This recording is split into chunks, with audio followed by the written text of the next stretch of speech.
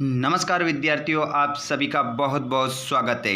Madhya Pradesh board के द्वारा ली जाने वाली आपकी परीक्षा।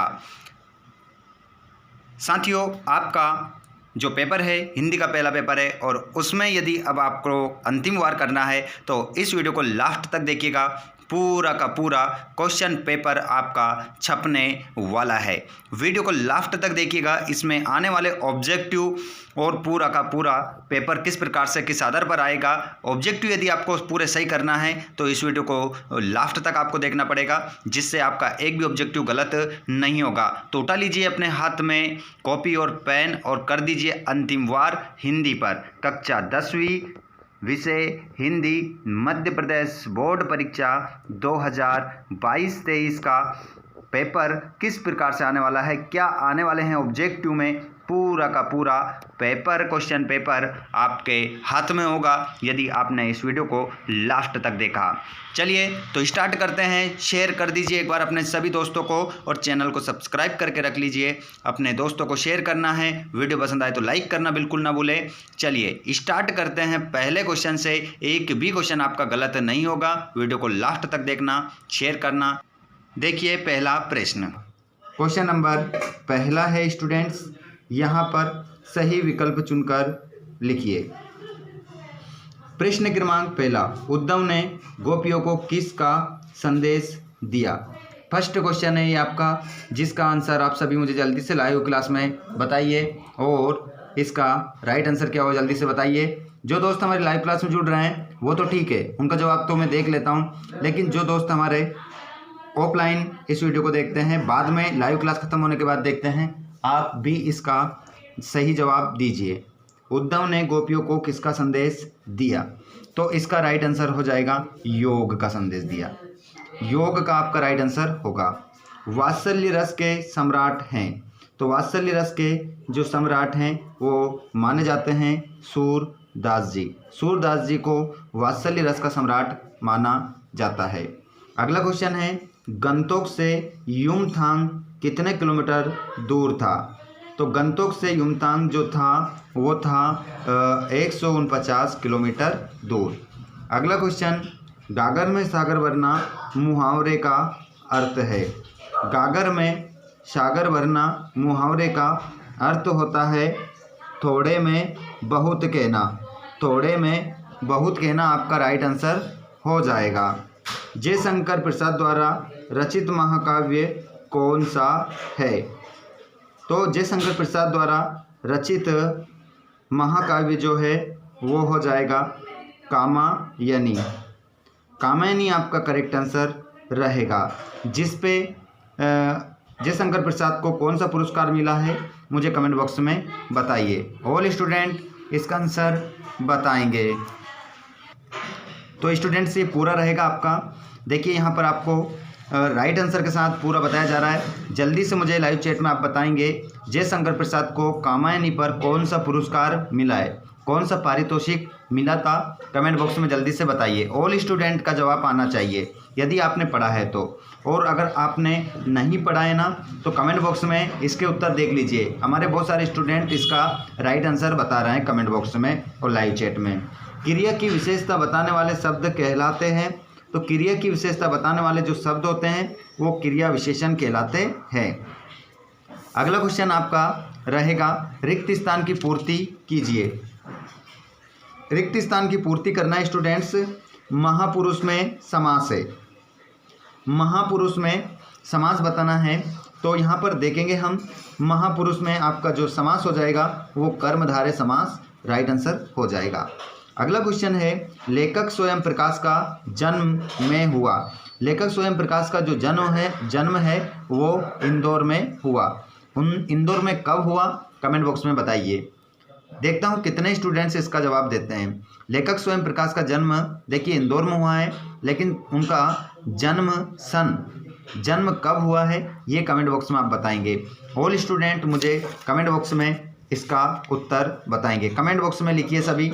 और जो दोस्त हमारे डेली लाइव क्लास में जुड़ते हैं, कौन कौन जुड़ चुके हैं कमेंट बॉक्स में लिखिए कि मैं रोज़ जुड़ता हूं। जल्दी से लाइव क्लास में बता दीजिए कौन कौन जुड़ते हैं। साथ ही साथ अपने सभी दोस्तों को एक बार इस वीडियो को आप शेयर कर दें, और चैनल पर पहली बार आए हो तो चैनल को सब्सक्राइब करके घंटी के बटन कॉल पर कर लें, जिससे आपको आने वाले हमारे जो वीडियोस हैं नोटिफिकेशन एंड अपडेट्स आपको सबसे पहले मिलती रहेगी। चलिए क्वेश्चन क्रमांक नेक्स्ट देखते हैं हम। मात्रिक छंद में की गणना होती है, तो मात्रिक छंद में मात्राओं की गणना होती है। सूरदास की रचना है, तो सूरदास की जो रचना है वो सूर सागर है। बिस्मिल्लाह खां के मंदिर में सेनाएं बजाते थे, तो बालाजी के मंदिर में। किसके मंदिर में बजाते थे? बालाजी के मंदिर में। ठीक है, बालाजी के मंदिर में। अगला क्वेश्चन आप देखेंगे, क्रिया विशेषण के प्रकार होते हैं। जो क्रिया विशेषण होते हैं वो आपके 4 प्रकार के होते हैं। अगर नाम की बात करें इनके, तो स्थानवाचक, कालवाचक, परिमाणवाचक, रीतिवाचक। ठीक है, ये 4 प्रकार के आपके क्या होते हैं? विशेषण, क्रिया विशेषण होते हैं। अगला क्वेश्चन है आपका सत्यापत्य। सत्यापत्य देखेंगे, तीस्ता गुलाबी पत्थरों के बीच बहने वाली नदी है, तो यहाँ पर हम लिखेंगे सत्य। ये जो क्वेश्चन है आपका सत्य हो जाएगा। जिस क्रिया का प्रभाव कर्ता पर पड़ता है वे सकर्मक क्रिया होती है। जी नहीं, क्या होती है? अकर्मक। तो इसमें असत्य लिखना है आपको, इसमें यहाँ आंसर लिख रहा था, तो इसमें आपका क्या हो जाएगा? असत्य हो जाएगा। ठीक है, ये असत्य हो जाएगा, इसको आप कर लेना। ठीक है, असत्य है ये। रस का शाब्दिक अर्थ आनंद है, तो रस का जो शाब्दिक अर्थ होता है वो आनंद होता है, ये सत्य है, सत्य हो जाएगा। एकांकी में अनेक अंक होते हैं, तो एकांकी में अनेक अंक होते हैं, ये भी क्या हो जाएगा? असत्य हो जाएगा, क्योंकि एकांकी में हमारे एक अंक होता है। अर्थ के आधार पर वाक्य 8 प्रकार के होते हैं, सही है। अर्थ के आधार पर वाक्य 8 प्रकार के ही होते हैं। भोलानाथ के पिताजी रामायण का पाठ करते थे, सत्य। भोलानाथ के पिता जो है वो रामायण का पाठ करते थे। यहाँ पर अगला क्वेश्चन हम देखेंगे और इसमें हम जोड़ी देखेंगे। जोड़ी पूरी आपको सही मिलाना है, गड़बड़ नहीं करना है।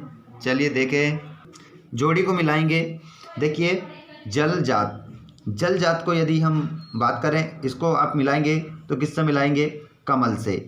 जल जात किसे कहा जाता है? कमल को कहा जाता है। मधु कांकरिया, मधु जो कांकरिया है, ये इन्होंने एक पाठ लिखा है आपकी पाठ्य पुस्तक में, जिसका नाम है साना साना हाथ जोड़ी। मधु कांकरिया ने ये पाठ लिखा है, यह है यात्रा वृत्तांत, यात्रा वृत्तांत है। शहनाई वादक के नाम से कौन जाने जाते हैं? बिस्मिल्लाह खां। बिस्मिल्लाह खां को शहनाई वादक के नाम से जाना जाता है। सुमित्रा नंदन पंत, सुमित्रा नंदन पंत प्रकृति के सुकुमार कवि माने जाते हैं। प्रकृति के चितरे कवि भी सुकुमार कवि हैं। कौन? सुमित्रा नंदन पंत। मधु कांकरिया हमारा यात्रा वृत्तांत होगा। वाचाल, अधिक बोलने वाले को क्या कहा जाता है? वाचाल। लोकोक्ति, नाच न जाने आंगन टेढ़ा, ये आपकी लोकोक्ति हो जाएगी। मिला लीजिएगा, गड़बड़ नहीं करना किसी प्रकार की। पूरा क्वेश्चन पेपर का सॉल्यूशन देख रहे हैं हम, एक शब्द में उत्तर देना है। काव्य गुण के कितने भेद होते हैं? तो काव्य गुण के जो भेद होते हैं वो होते हैं 3 आपका सही उत्तर होगा। विद्यालय में कौन सी संधि है? तो विद्यालय में जो संधि हो जाएगी, विद्यालय में वो संधि हो जाएगी दीर्घ। दीर्घ संधि आपका सही उत्तर होगा। कौन सी संधि? दीर्घ। मुझे जितने भी दोस्त हमारे लाइव क्लास में जुड़ रहे हैं, मुझे बताइए विद्यालय का संधि विच्छेद क्या होगा? बताइए विद्यालय का संधि विच्छेद क्या होगा? तो अगर संधि विच्छेद आपसे पूछे तो इसका हो जाएगा विद्याधन आलय।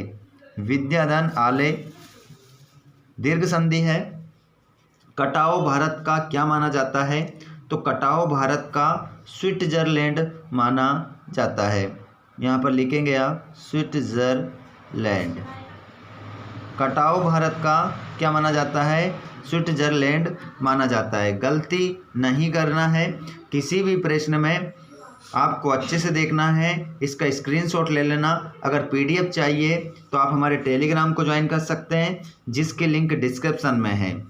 आपके लिए महामैराथन क्लास हम जल्दी ही लेने वाले हैं, तो आप मुझे कमेंट बॉक्स में ज़रूर बताइएगा आपके लिए महामैराथन क्लास हम कौन से समय पर ले।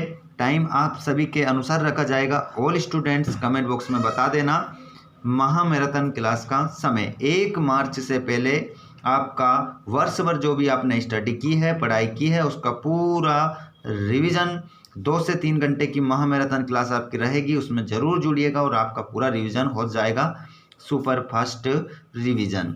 तो स्टूडेंट्स नेक्स्ट क्वेश्चन है, भारतेंदु युग की समय सीमा बताइए।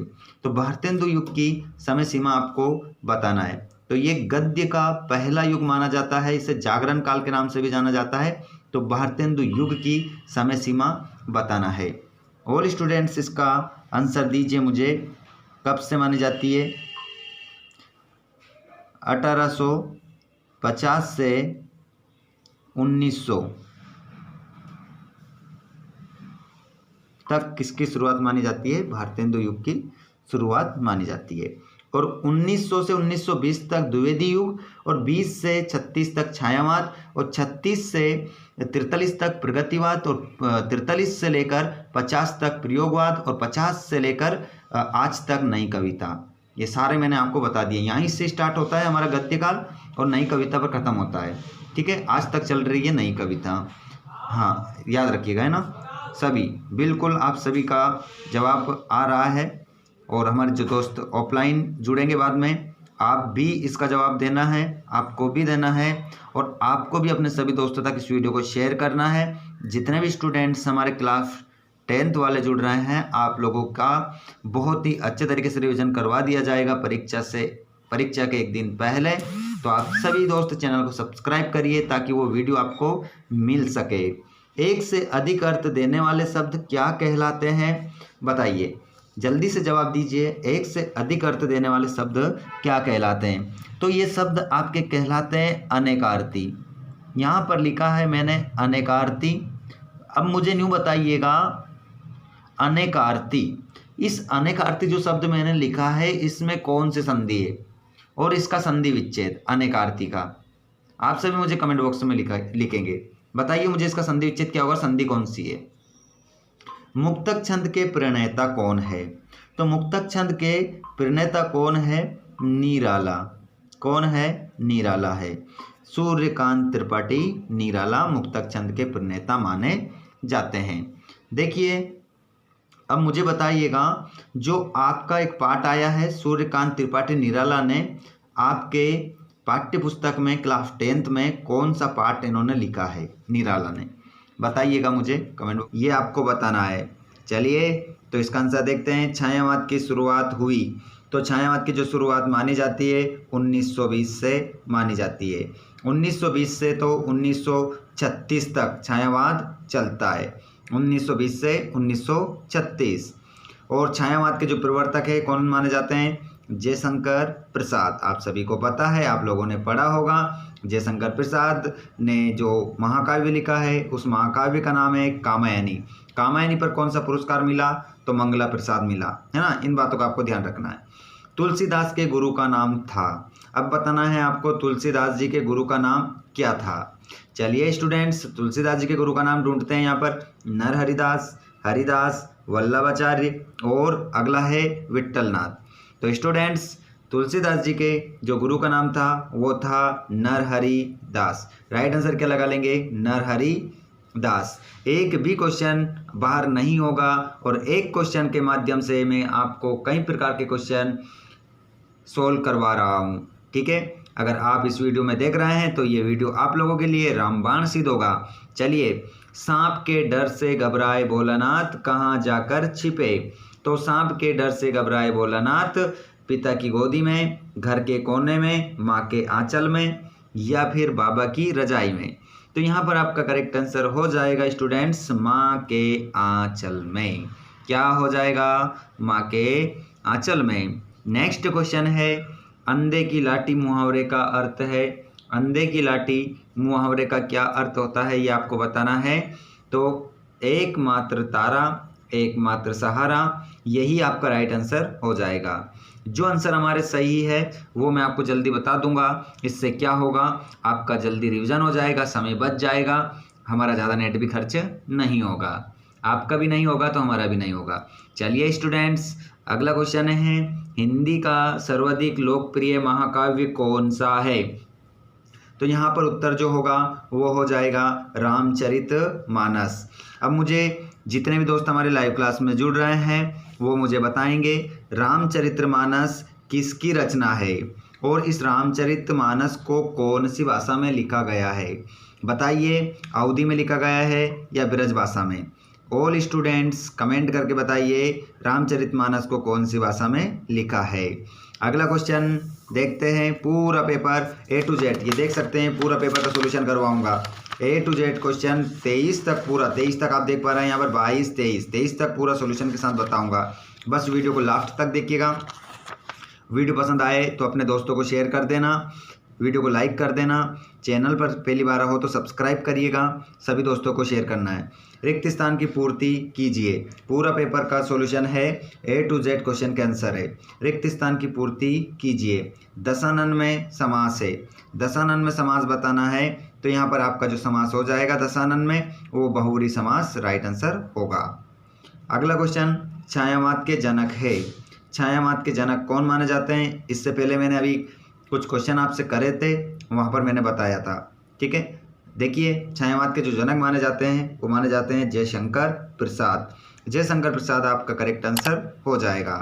अगला क्वेश्चन, चौपाई छंद में मात्रा होती है, तो बताइए चौपाई छंद में कितनी मात्रा होती है? 24 या 16? 16 या 24? बताइए, जवाब दीजिए, कितनी मात्रा होती है? तो यहाँ पर आपकी जो मात्रा हो जाएगी, चौपाई में मात्रा होती है 16 मात्रा होती है। अगला क्वेश्चन, सभ्यता का परिणाम है, सभ्यता किसका परिणाम है? तो सभ्यता जो परिणाम होती है वो होती है संस्कृति का परिणाम। नेक्स्ट क्वेश्चन, बिस्मिल्लाह खां समर्थक थे, तो बिस्मिल्लाह खां जो समर्थक थे वो समर्थक थे हिंदू मुस्लिम के, हिंदू मुस्लिम के समर्थक थे। सूरदास का जन्म में हुआ था, तो सूरदास का जो जन्म है वो हुआ था 1478 में, और 1532 में जन्म किसका हुआ था? कमेंट बॉक्स में लिखिए, सभी स्टूडेंट्स मुझे बताइएगा 1532 में किसका जन्म हुआ था। कमेंट बॉक्स में ऐसे लिखेंगे आप कि 1532 में उनका जन्म हुआ था। किनका हुआ था बताइए, मैं आप सभी के कमेंट पढ़ रहा हूँ। जो जो दोस्त हमारे लाइव चैट में जुड़े हुए हैं आप सभी के कमेंट देख रहा हूं मैं, जो जो कमेंट करते हैं सभी के देख लेता हूं। लेकिन स्टूडेंट्स बहुत सारे ऐसे होते हैं कमेंट नहीं करते हैं। अरे अगर आपको याद है तो भैया बताने में किस बात की शर्म है, बताइए। जब आप लोगों के लिए लाइव क्लास चल रही है, ये सुविधा आप लोगों के लिए है, तो भाई इसका जवाब दीजिए। बहुत सारे स्टूडेंट्स इसका जवाब देते हैं, और हमारे ऑफलाइन स्टूडेंट ऑफलाइन वाले जो दोस्त हमारी लाइव क्लास में नहीं जुड़ते हैं, बाद में इस वीडियो को देखते हैं, आप सभी का भी बहुत बहुत स्वागत है। और आप भी है ना, इस वीडियो को ज़्यादा से ज़्यादा अपने दोस्तों को शेयर कर दो, चैनल को सब्सक्राइब कर लो। पूरा का पूरा पेपर आपका बनेगा स्टूडेंट्स, एक भी क्वेश्चन आपका आउट नहीं होगा। बस वीडियो को अपने सभी दोस्तों तक पहुंचाइए, अपने सभी कोचिंग वाले, स्कूल वाले सभी बच्चों तक पहुंचाना है। चलिए सत्य फत्य देखेंगे। साना साना हाथ जोड़ी, साना साना हाथ जोड़ी, जोड़ी साना साना हाथ जोड़ी पाठ मधु कांकरिया की रचना है, तो इसमें आपको लिखना है सत्य। क्या लिखना है स्टूडेंट्स? सत्य लिखना है। क्या लिखना है? सत्य। तो यहाँ पर हो जाएगा आपका पहला वाला सत्य। ये रचना मधु कांकरिया की है। जिस क्रिया का प्रभाव कर्म पर पड़ता है वो सकर्मक क्रिया होती है, तो बिल्कुल सही बात है, सत्य। रस 7 प्रकार के होते हैं, असत्य। रस 7 प्रकार के नहीं होते, तो बताइए रस कितने प्रकार के होते हैं? लिखिए कमेंट बॉक्स में, जो लाइव में जुड़ रहे हैं बताइए, इंतज़ार कर रहा हूं मैं आपका। बिल्कुल ओके, रस 10 प्रकार के होते हैं। यशपाल का जन्म 1903 में पंजाब में हुआ था, सही बात है। यशपाल का जन्म कहाँ हुआ था? पंजाब में हुआ था, 1903 में हुआ था, सही बात है। इसको ट्रिक से याद कर सकते हैं। पाल, तिरपाल, तिरपाल कहाँ से लाएंगे? पंजाब से लाएंगे। कितने रुपए का मिलेगा? 1903 रुपये का मिलेगा। ऐसे आप ट्रिक से इसको याद रख सकते हैं। ओके, रचना के आधार पर वाक्य 8 प्रकार के होते हैं? जी नहीं होते हैं, यह तो अर्थ के आधार पर होते हैं। तो ये क्या हो जाएगा आपका? असत्य हो जाएगा। रचना के आधार पर तो वाक्य कितने प्रकार के होते हैं? 3 प्रकार के होते हैं, लेकिन यहाँ पर कह रहा है कि रचना के आधार पर वाक्य 8 प्रकार के होते हैं। गलत बात है। हिरोशिमा पर अणु बम अमेरिका ने गिराया, तो हिरोशिमा पर अणु बम अमेरिका ने गिराया, ये भी क्या हो जाएगा? सत्य हो जाएगा। अमेरिका ने ही गिराया था, ये गिराया था 1945 में। कब गिराया था? 1945 में। याद रखिएगा, पूरा क्वेश्चन पेपर का सॉल्यूशन करेंगे। चलिए थोड़ा सा हम रुकते हैं। हमारे जितने दोस्त लाइव क्लास में जुड़ रहे हैं, आप सभी से रिक्वेस्ट है कि जिसने चैनल को सब्सक्राइब नहीं कराया भैया, चैनल को सब्सक्राइब करो ताकि हमारी आने वाली लाइव क्लास का नोटिफिकेशन आपको मिल सके। और शेयर करो ज़्यादा से ज़्यादा अपने दोस्तों को, सभी स्कूल वाले को, अपने गांव वाले, अपने फ्रेंड जो भी हैं उनको सभी को शेयर कर दो। और जोड़ी का सॉल्यूशन हम देख लेते हैं। स्टार्ट करें? हाँ, सभी के देख रहा हूँ कमेंट में, जो कमेंट कर रहे हैं सभी के कमेंट में पढ़ लेता हूँ और जवाब दे देता हूँ, है ना। आप लोगों ने कभी भी कमेंट करके देखा होगा तो मैंने जवाब जरूर दिया होगा। हाँ, वापस जो भी दोस्त हमारे लाइव क्लास में नहीं जुड़ पाते हैं, ऑफलाइन भी जुड़ रहे हैं, ऑनलाइन ऑफलाइन सभी के जवाब मैं दे ही देता हूँ। ऐसा होता नहीं है कि नहीं देता हूँ, आप सभी भी जानते हैं। चलिए बिना टाइम खराब करे हम स्टार्ट करते हैं। राम लक्ष्मण में कौन सा समास है? तो इसमें जो समास हो जाएगा वो हो जाएगा द्वंद्व समास। हिमालय की चोटी कंचनजंगा। रौद्र रस का स्थायी भाव क्या हो जाएगा? क्रोध। नाक में दम करना, इसका मतलब होगा परेशान करना। मन्नू भंडारी, इन्होंने जो पाठ लिखा है एक कहानी, ये भी। स्वयं प्रकाश का जन्म इंदौर में। अब मुझे बताइए स्वयं प्रकाश का जन्म कब हुआ? इंतज़ार है आपके कमेंट का मुझे, देखता हूँ कितने बच्चे जवाब देते हैं। अगर आप टॉपर की लिस्ट में आते हैं ना तो जवाब ज़रूर देंगे। हाँ बिल्कुल, हाँ, जब हमारा देश आज़ाद हुआ था तब स्वयं प्रकाश का जन्म हुआ था, 1947। You are right. Okay students, चलिए क्वेश्चन नंबर 5वां देखिए। 5वां क्वेश्चन, एक शब्द में उत्तर देना है। देखिए इससे पहले जो मैंने आपको एक पेपर भेजा था उसमें मैंने एक क्वेश्चन था कि नाटक में अनेक अंक होते हैं। तो एक क्वेश्चन नहीं, ऐसा नहीं था, ऐसा था कि एकांकी में अनेक अंक होते हैं। कितने अंक होते हैं? तो मेरे द्वारा वो मुझसे निकल गया था अनेक अंक होते हैं, मैंने अनेक बता दिया था मित्रों। ठीक है, तो देखिए कभी कभी हो जाता है। तो एक 5वें का पहला था एकांकी में अनेक अंक होते हैं, ऐसा मैंने बोल दिया था। ठीक है, और लिख भी मैंने अनेक ही दिया था। मेरा ध्यान पता नहीं कहाँ था। स्टूडेंट्स सभी समझने की कोशिश करना। तो वो गलत हो गया था और मैंने कमेंट बॉक्स में लिख दिया है उसका सही आंसर कि 1 अंक होगा। ठीक है, बता दिया था मैंने कमेंट बॉक्स में। अगर आप कमेंट करने जाएंगे ना तो वहाँ पर आ जाएगा, मैंने उसको पिन कर रखा है सही उत्तर। तो यहाँ पर देखेंगे नौबत खाने में इबादत के लेखक कौन है? तो नौबत खाने में इबादत के लेखक कौन है? इसका आंसर हो जाएगा यतीन्द्र मिश्र। यतीन्द्र मिश्र आपका करेक्ट आंसर हो जाएगा। अगला क्वेश्चन, राम क्या कर रहा है किस प्रकार का वाक्य है? तो ये जो वाक्य है आपका ये हो जाएगा प्रश्नवाचक। प्रश्नवाचक आपका सही रहेगा। नई कविता का प्रारंभ कब से हुआ? तो नई कविता का जो प्रारंभ हुआ वो हुआ 1950 से, है ना। ध्यान रखना है कब से हुआ, तो हमें वही लिखना है। कब तक चला है? आज तक चला, ये तो आप जानते ही हैं। सूरदास जन्म से कैसे थे? तो आप सभी पता है सूरदास जी जो जन्म से थे वो थे अंधे। कैसे थे? अंधे थे, है ना। ध्यान रखना, गलत मत कर देना। शब्द शक्ति कितने प्रकार की होती है? तो शब्द शक्ति जो होती है वो 3 प्रकार की होती है। और राम से चला नहीं जाता कैसा वाच्य है? तो राम से चला नहीं जाता है, वाच्य पूछा है, राम से चला नहीं जाता, तो ये हो जाएगा बहुवाच्य। बहुवाच्य।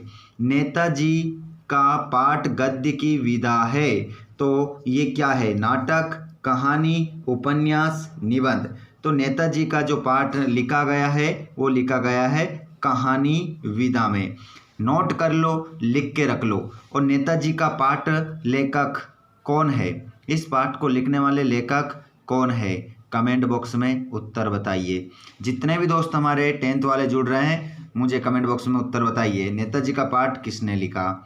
सूरदास के गुरु का नाम था। सूरदास के गुरु का नाम क्या था? नरहरिदास, हरिदास, वल्लभाचार्य, विट्ठलनाथ। तो यहाँ पर सूरदास के गुरु का नाम था वल्लभाचार्य। वल्लभाचार्य सूरदास के गुरु का नाम था। और जो नरहरिदास है ये तुलसीदास जी के गुरु का नाम है। आप सभी ने पढ़ रखा होगा। चलिए आगे बढ़ते हैं। भोलेनाथ का वास्तविक नाम था। तो भोलेनाथ का जो वास्तविक नाम था वो क्या नाम था?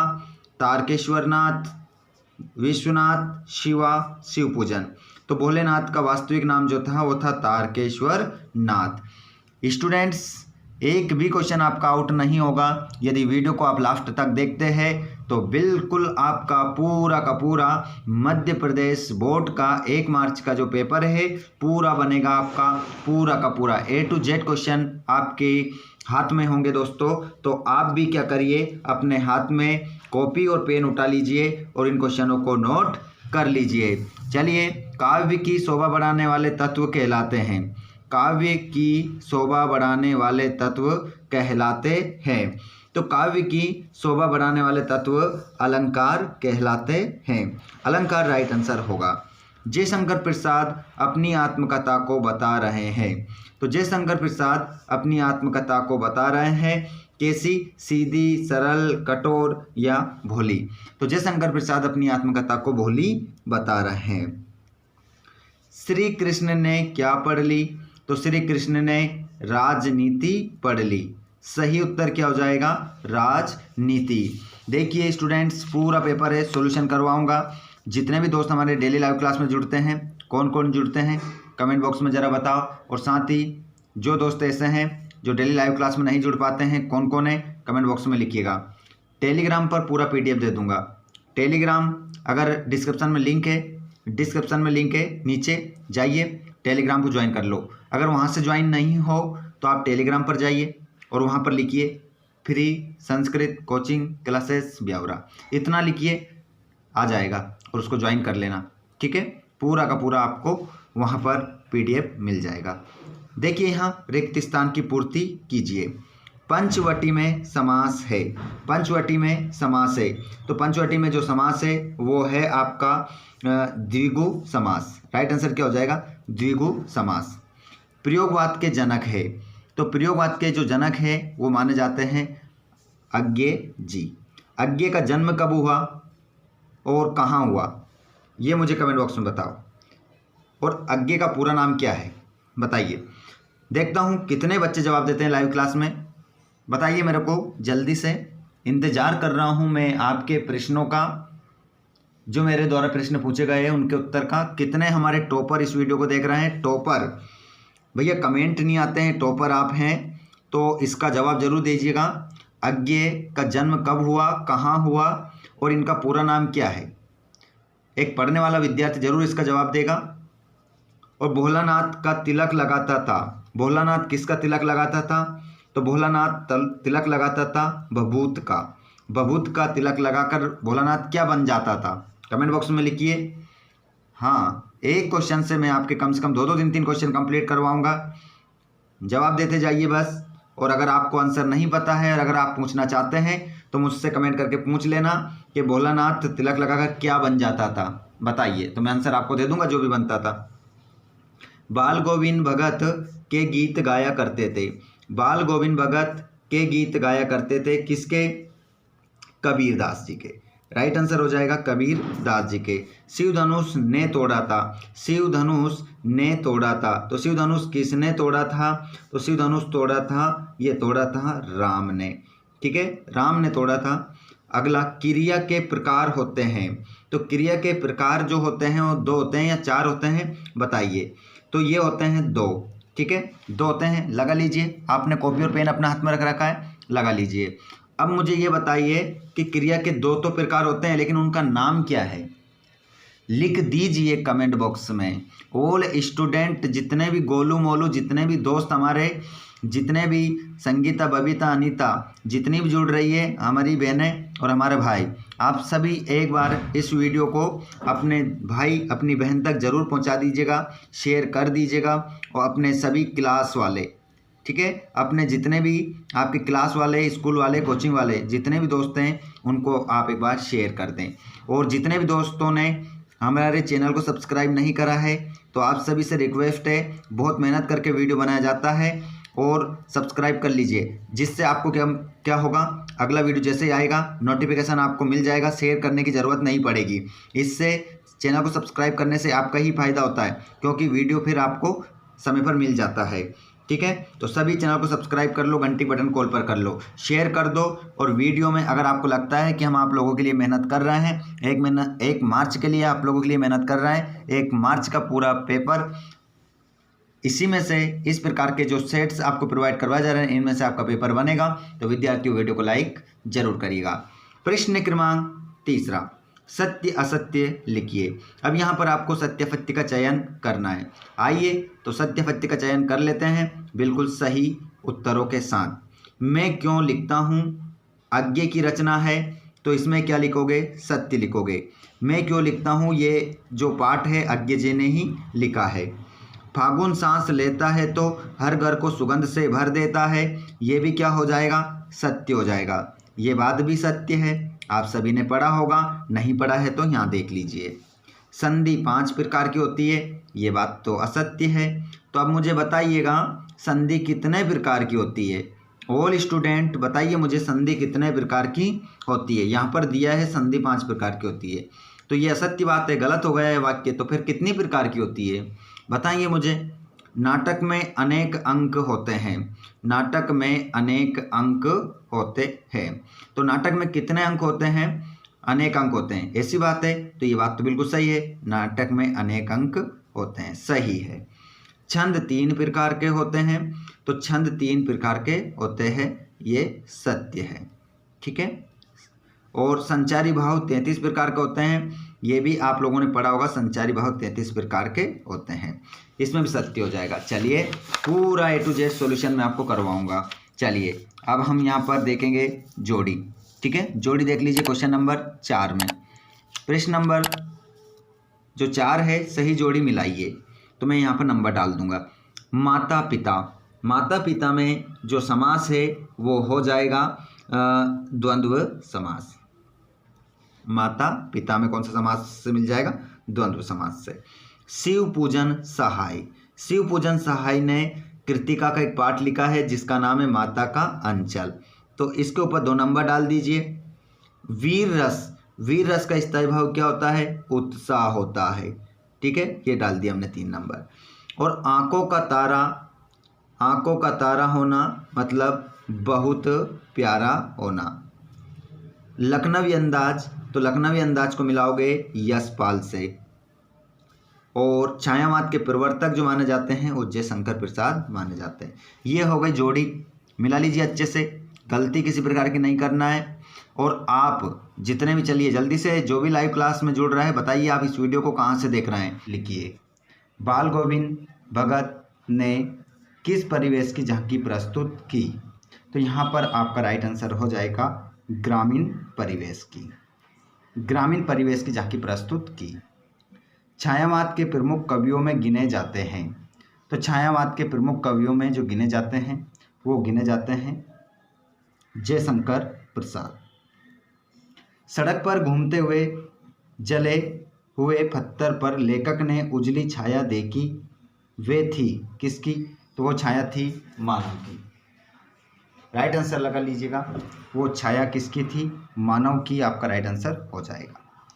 आग में घी डालना मुहावरे का अर्थ है, आग में घी डालना जो मुहावरा है इसका क्या अर्थ होता है ये आपको बताना है।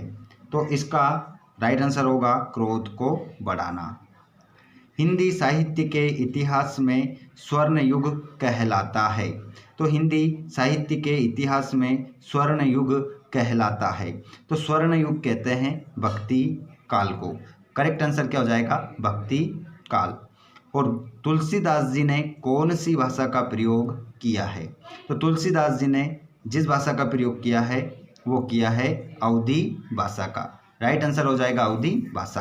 अगले क्वेश्चन की ओर हम बढ़ते हैं और अगला क्वेश्चन आपकी स्क्रीन पर है। रिक्त स्थानों की पूर्ति कीजिए। विद्यालय में समास है। विद्यार्थियों बताना है विद्यालय में समास है।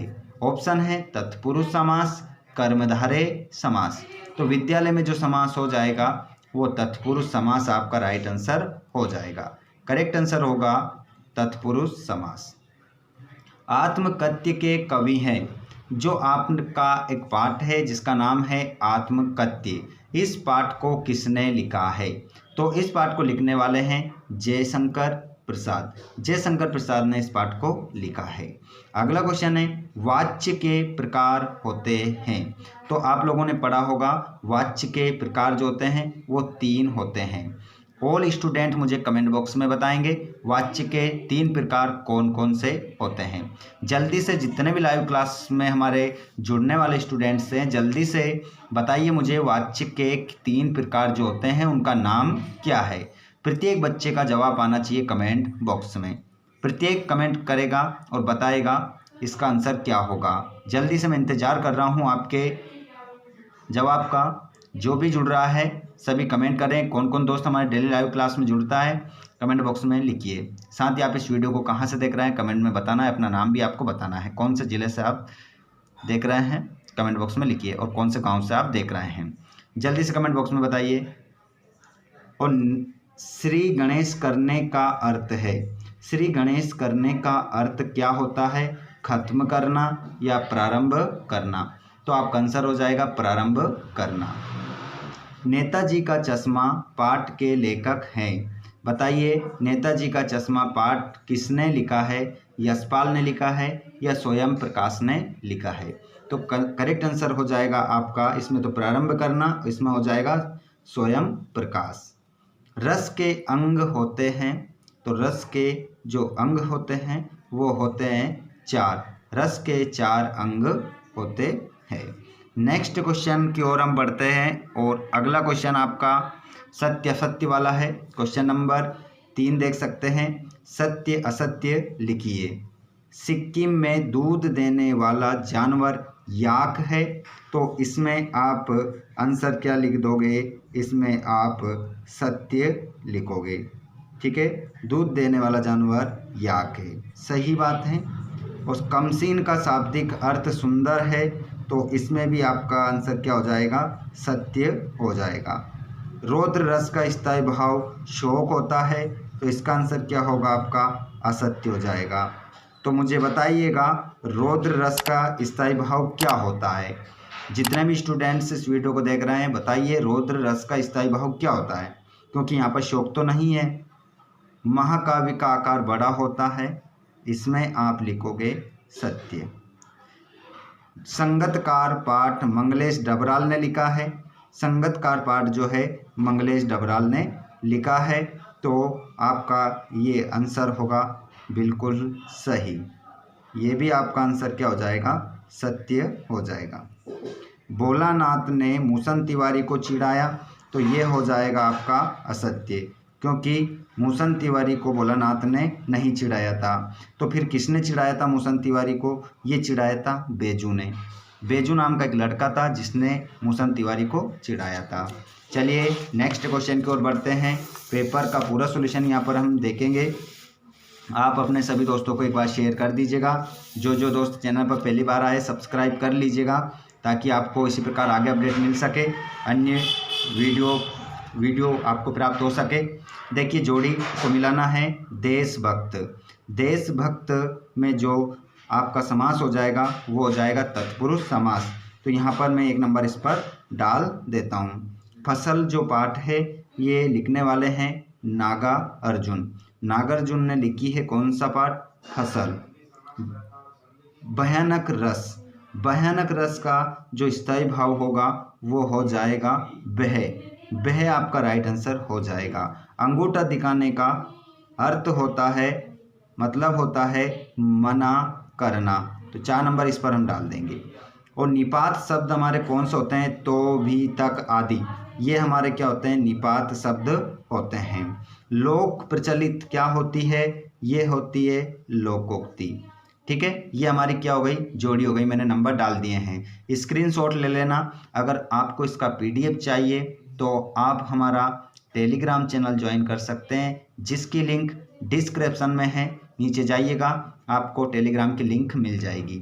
यदि फिर भी टेलीग्राम को ज्वाइन करने में किसी प्रकार की प्रॉब्लम आती है तो आप टेलीग्राम पर जाइए, टेलीग्राम को ओपन करिए और वहाँ पर लिखिए free Sanskrit coaching classes Biaora. वहाँ पर आपको हमारा टेलीग्राम चैनल आ जाएगा, सर्चिंग में सरस्वती का लोगो डला हुआ है, उसको ज्वाइन कर लेना। वहाँ पर पूरे पीडीएफ आपको मिल जाएंगे। सूरदास किसके भक्त कवि हैं?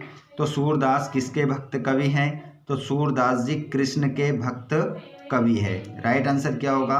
कृष्ण। मात्रिक छंदों में किसकी गणना की जाती है? तो मात्रिक छंदों में मात्राओं की गणना की जाती है, मात्राओं की। छायावाद का प्रारंभ कब से हुआ? तो छायावाद का जो प्रारंभ माना जाता है 1920 से माना जाता है। तुलसीदास द्वारा रचित महाकाव्य का नाम क्या है? देखिए, तुलसीदास जी ने जो महाकाव्य लिखा है उसका नाम है रामचरितमानस। रामचरितमानस उसका नाम है। आप सभी को पता होगा ये रामचरितमानस किसने लिखा है? तुलसीदास जी ने लिखा है। कौन सी भाषा में लिखा है? भाषा का नाम आपको कमेंट बॉक्स में बताना है। रामचरितमानस को कौन सी भाषा में लिखा है?